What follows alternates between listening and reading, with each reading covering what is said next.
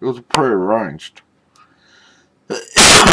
Oh, yeah, this is, we call it, he was getting paid. It was a prearranged setup by a so-called friend of Julie's. All John had to do was stop Julie from knocking on her estranged husband's door. On the day Julie was on release from the mental health facility, she had built up the courage finally to go and see her estranged husband. The so-called friend ran into Julie as she departed the hospital, offered Julie a spiked drink, and she drank. Without a thought of the meeting being odd, the medication she was on dulled her instincts. Her brain was overpowered as the friend departed. A toxic concoction flooded her with mind devastation, overpowering her senses, distorting her perceptions, leaving her in an almost childlike state, easy to be manipulated. John parked his car to intercept her, dressed up to look like her estranged husband, quickly convinced her to get in the car and drove away, hoping the drugs would continue through the day. Her estranged husband didn't have a clue, didn't know she was coming around, didn't know what had happened outside the house, didn't know what had been played out.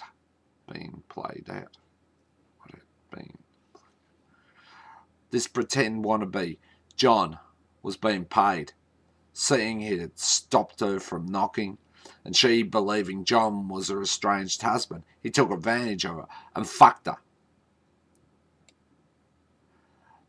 The next day, back at the hospital, when the chemicals left her system, the abuse manifested in her body, a shaking inside her she could not understand. All she wanted to do was wash away this unknown pain. She couldn't get clean, a clawing dirt beneath her skin.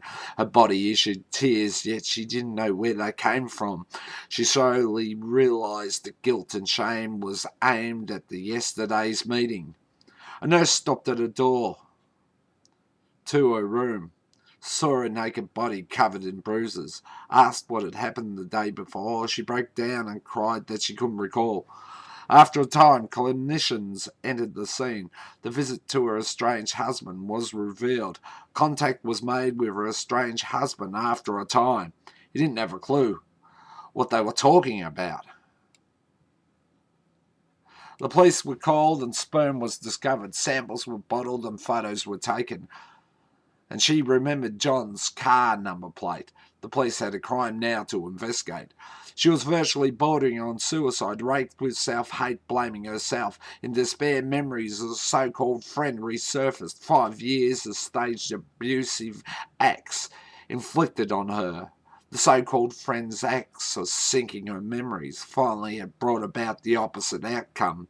In sorrow and agony, she recalled her past. She told the police the man's name was John, not her estranged husband.